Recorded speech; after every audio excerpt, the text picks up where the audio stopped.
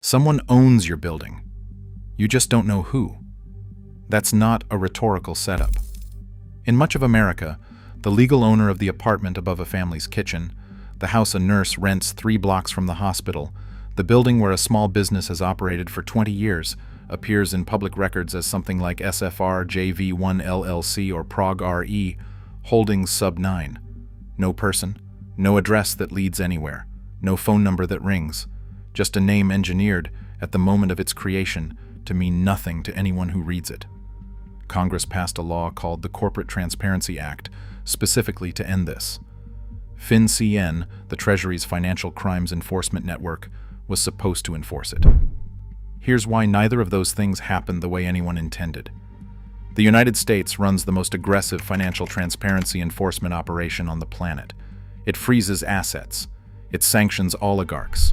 It lectures trading partners about corruption and the rule of law with considerable confidence.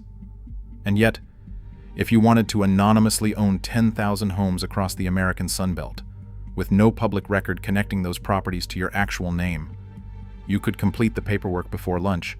In Delaware, you can form an LLC in under an hour without disclosing who you are, and most states offer something close to the same. The system was never designed by a single bad actor in a single room. It evolved this way, quietly, across decades, and almost nobody with the power to stop it ever did. That contradiction is what this video is about. Before 2011, no single investor anywhere in the United States owned more than 1,000 single-family properties. Not because any law prevented it, but because managing that many homes was logistically and financially impossible for any one entity. 1,000 was a practical ceiling, and it held for years. Then the foreclosure crisis arrived. Distressed properties started moving at bulk auction prices, and private equity moved in fast.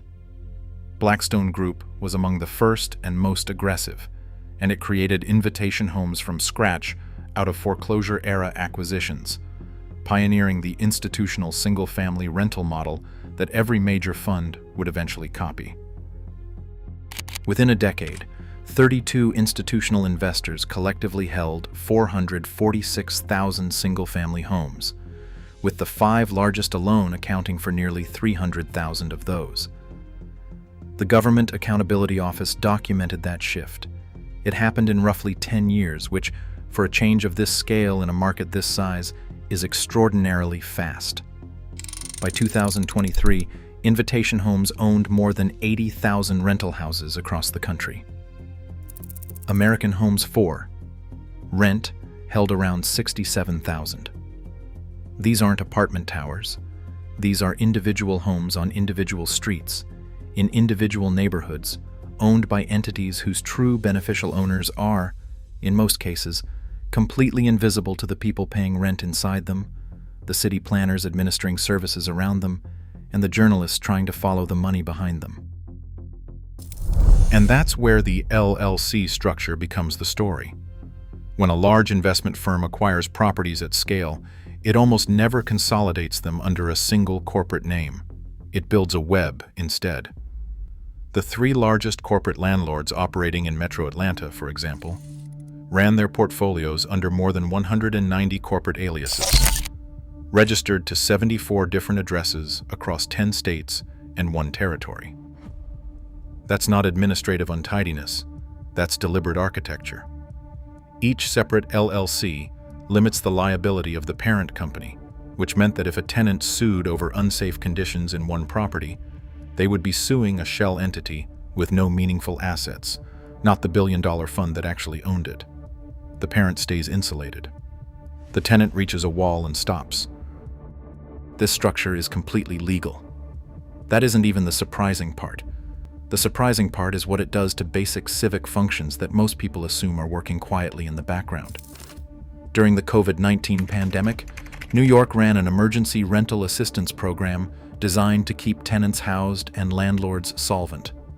Applicants would verify their tenancy, the state would confirm ownership, and funds would move to prevent mass evictions. Straightforward in concept.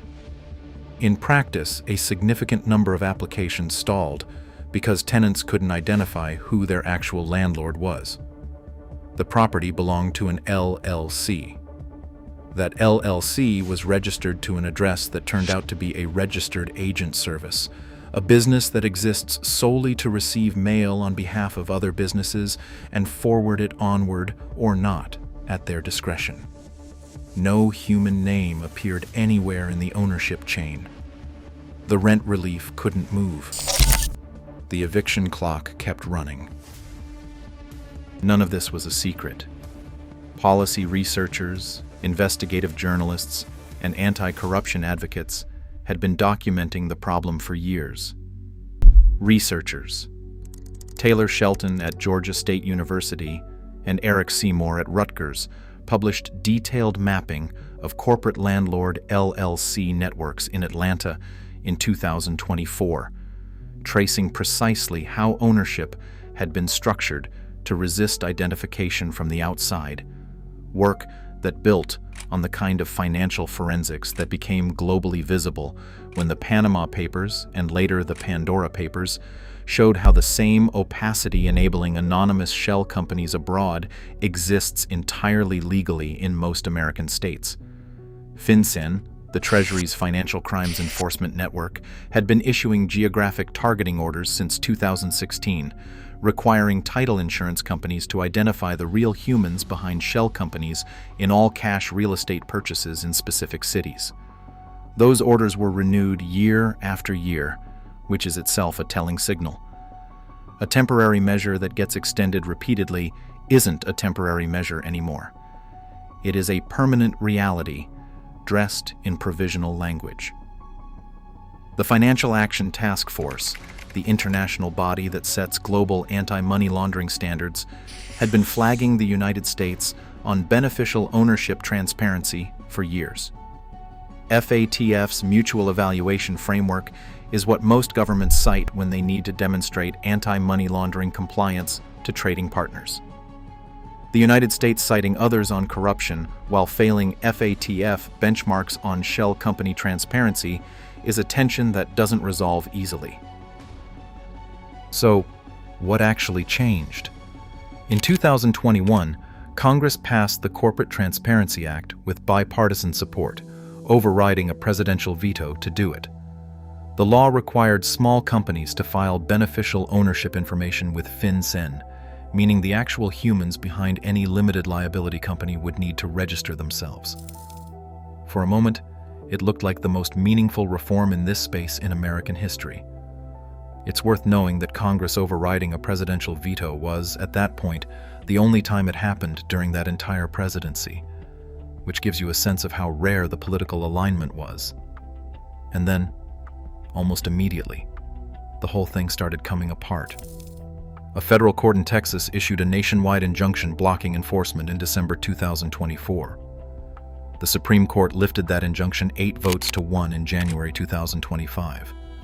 But a separate Texas court order kept the Corporate Transparency Act on hold regardless. By March 2025, the Treasury Department announced it simply would not enforce penalties against U.S. citizens or domestic companies, and proposed narrowing the entire rule to cover only foreign-owned entities. A law passed over a presidential veto, argued through the courts, ultimately reached the point where the executive branch of a new administration chose not to use it. The beneficial ownership reporting framework that was supposed to crack this open now applies, in practice, to almost no one. The consequences extend well beyond housing policy, and the World Bank flagged this directly, identifying the United States as the preferred destination for corrupt politicians worldwide seeking to set up anonymous companies and move hidden money. FinCEN Director Andrea Gacki put the same concern in more measured terms in 2023, describing the real estate market as a relatively stable store of value that can be opaque, with gaps in industry regulation. That phrasing is carrying enormous weight. Gaps in industry regulation is the bureaucratic way of saying we have essentially no idea who owns large parts of this country. The numbers underneath that statement are real and measurable. American landlords collected $428 billion in rent across 2024. A December 2025 Lincoln Institute analysis found that nearly 9% of residential parcels in urban counties studied, roughly 1 in 11, were owned by corporations. In Minneapolis and St. Paul, the share of corporate-owned single-family rentals more than tripled between 2005 and 2020, climbing from 4% to 14%. Every percentage point in that figure represents a neighborhood where, if the roof leaks or the heating fails, a tenant has to work out which of 190 corporate aliases actually owns their building before they can serve a legal notice on anyone with authority to act. Now, the scale needs some precision here, because the full picture is more complex than a single headline allows. By 2023, institutional investors held roughly 3.8% of all single-family homes nationwide. Only 2.4% of residential parcels are held by out-of-state companies. The majority of America's housing stock still sits in local, often individual hands.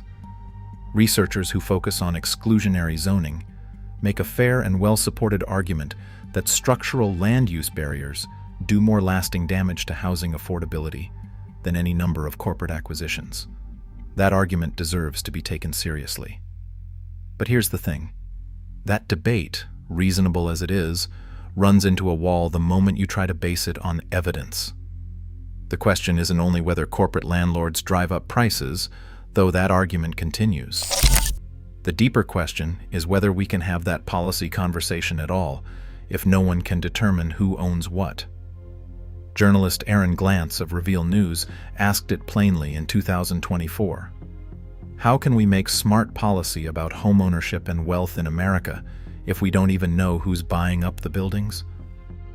Russia lets you search the beneficial owner of any piece of real estate online.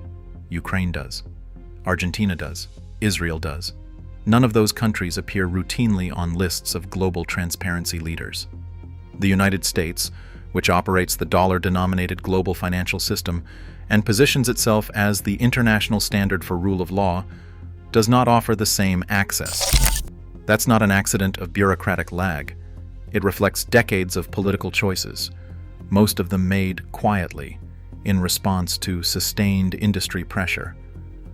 Senator Marco Rubio sponsored the Corporate Transparency Act in 2021 and raised specific alarm about $1 billion connected to Venezuelan officials moving through Miami real estate.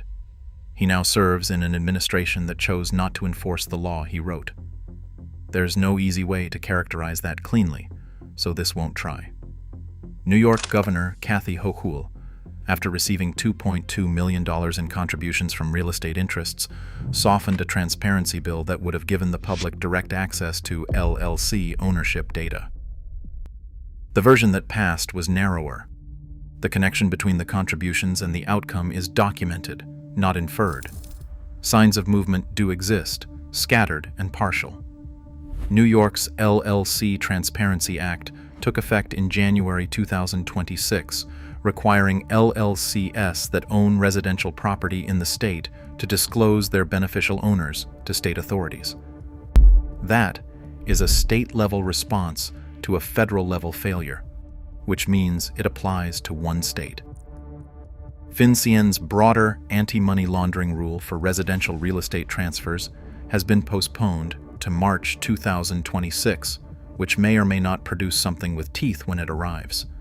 In the Twin Cities, a coalition of nonprofits managed to purchase 345 homes from the investment fund Pretium Partners before those properties reached the open market, keeping them in community ownership.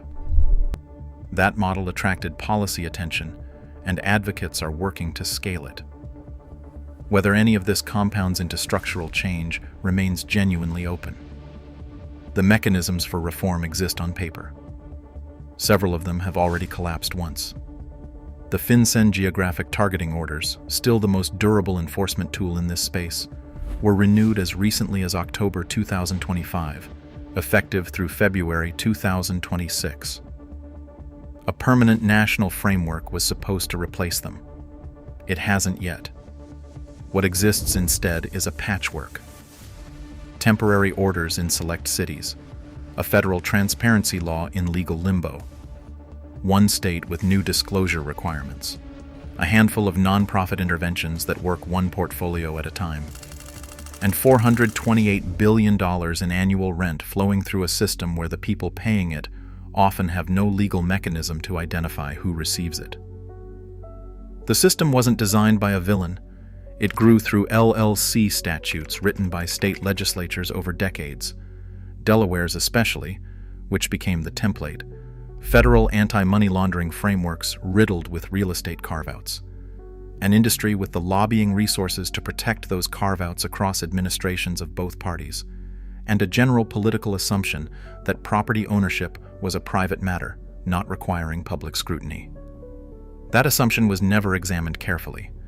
It was inherited, and then defended, and then exploited.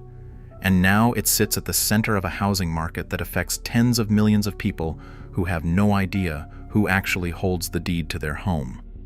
The FinCEN rulemaking process heading into 2026 is the next moment where any of this could shift. If it produces something durable, it'll be covered here when the details land. Someone owns your building. Someday, you might be able to find out who.